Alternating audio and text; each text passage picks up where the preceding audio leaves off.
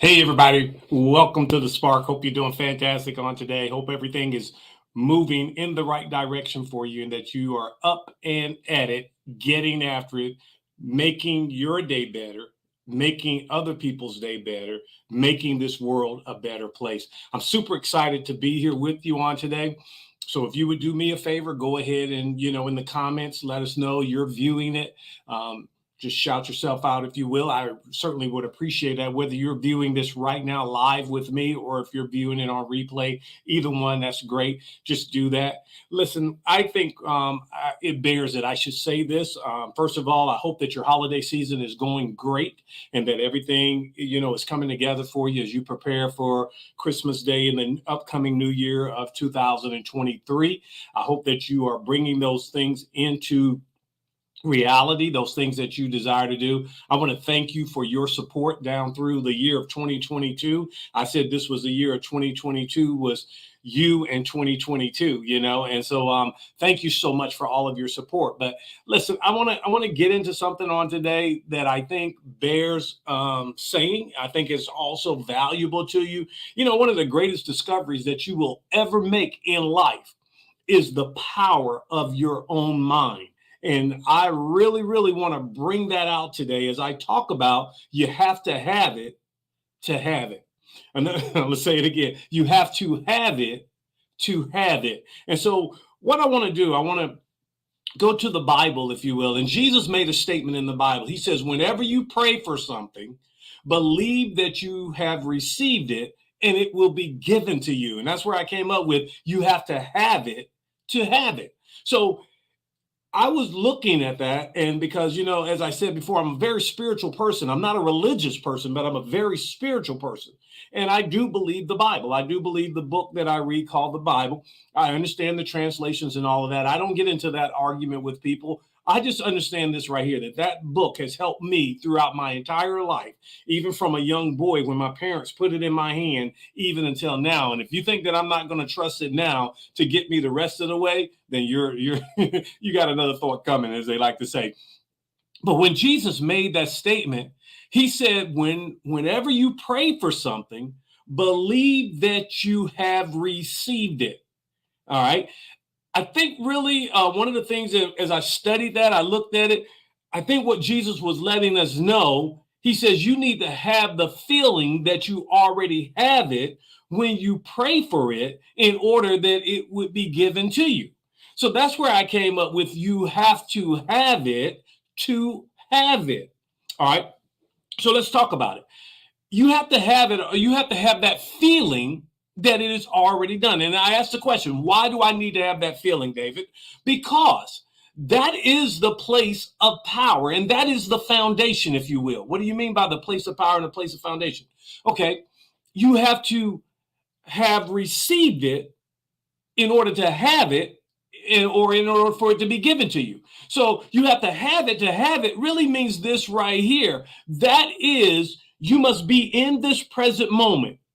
And I believe this with all of my heart. All of your power, all of my power is in the present moment. It's not back there in the past, nor is it in the future. It's right now. This is the foundation. This is the place of power, this present moment. So watch this right here.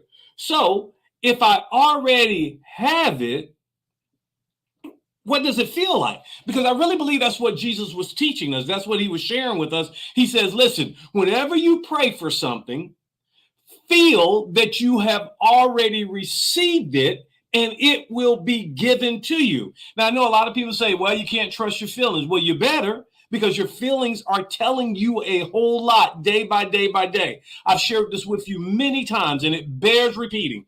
If you feel good, it's good. If it feels bad, you're headed in the wrong direction. Turn around. Now, some people will tell you don't go by your feelings. You can't. I disagree with that. I've always disagreed with that. Your feelings are speaking to you and you have them for a reason. If feelings were not important, you wouldn't have them. All right. So listen, now he said in another place in the Bible that all these things will be added unto you. Now, this is what I came up with, and this is where my life is. Feel the way you would feel when it's done, then everything is added unto you. Now, listen very closely. All things cannot be added unto you if you feel like you don't have it or you don't have something. So how can something be added to me when I'm already minus or in the negative on something? It's not being added to me in that sense. He said, all things will be added unto you. You have to understand that in order to have it, you have to already have it. You have to already have that feeling. When you go in, when you pray or when you ask for it, you have to already be there. You have to already know that it is. That is your place of power. So the question comes up, where are the things that you desire? Where are they at? Well, if you look at that, you have them. What do you mean by that? Okay, remember the ABCs that I taught you? I said, in order to achieve, you must believe and you must conceive. And I like to take it and flip it in reverse because conceive, believe, achieve. Now, I want to take you down a short journey and it won't be long because I really want to get you there. And I know that if you'll take this in, if you'll hold on to this, it's going to get you there. So let's talk about this real quickly. Conceive, by definition, means to form a mental image of something. Now, there are three ways that you can conceive. There's three ways you can form a mental image of something. One, you can see it with your eyes. And so when I see it, now there's a difference. So follow me. See it. I see it with my eyes. I look at something and I see it. Like right now, I'm looking at the camera. I see the camera. And so now that's one way I can conceive. Why? Because I can see the camera. That's an object. All right. I can conceive it. The second way is I can visualize it. But listen very closely.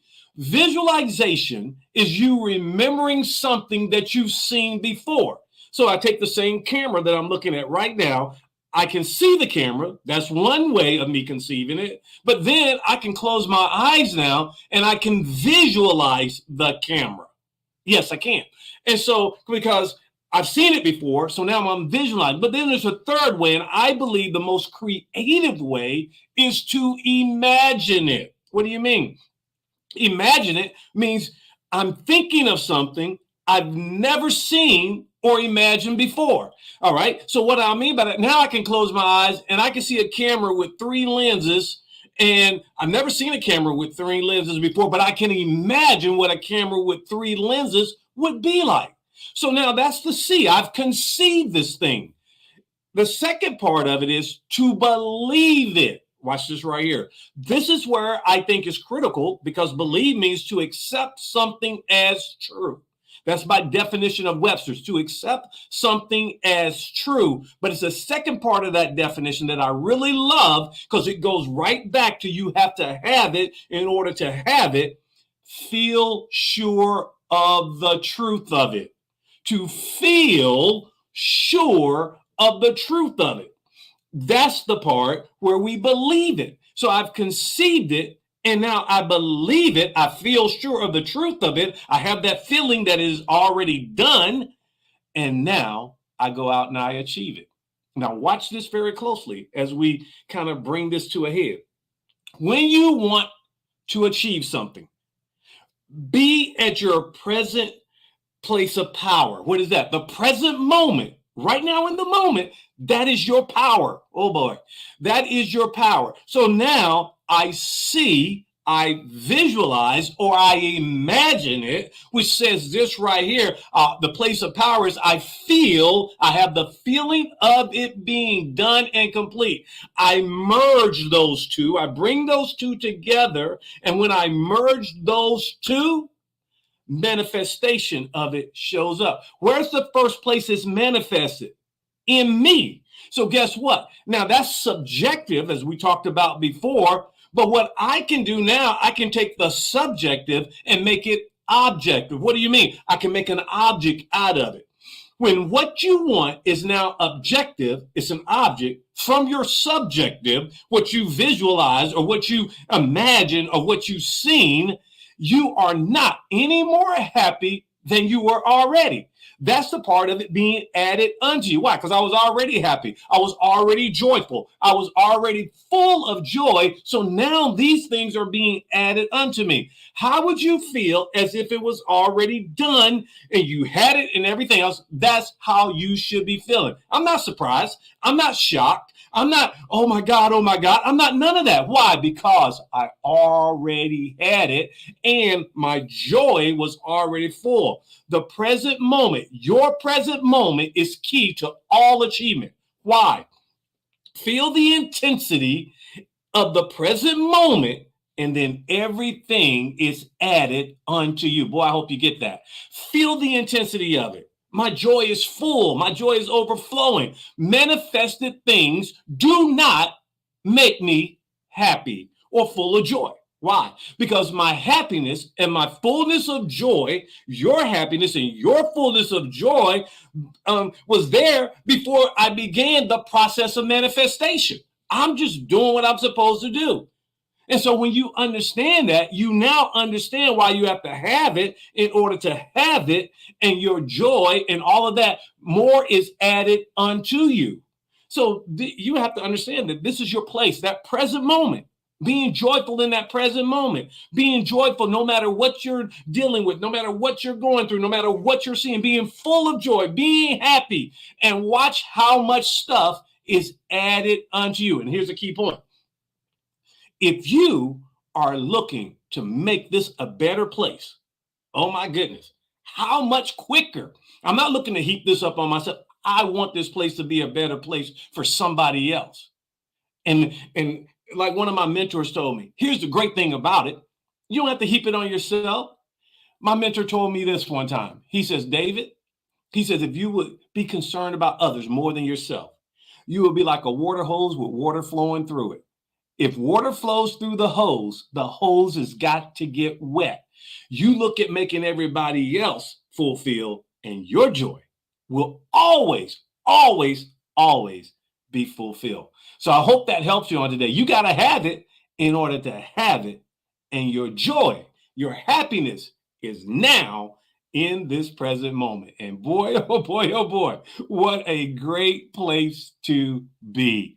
Well, listen, I'm going to get out of here. I think that's enough to take you all through the week and the remainder of the year. And I hope that you have a blessed holiday season. Be a blessing to somebody else. Oh my goodness. And in the process of that, all these things are being added unto you because you're already happy and full of joy. That's your present moment. That's your place. That's your foundation. And you're already there, and great and wonderful things are happening for you. All right. Well, you do what you got to do, but I'm going to get out of here because I got a lot to do, and I will see you on the next time. God bless you, and may you have a wonderful holiday season. I'll see you next time. Bye.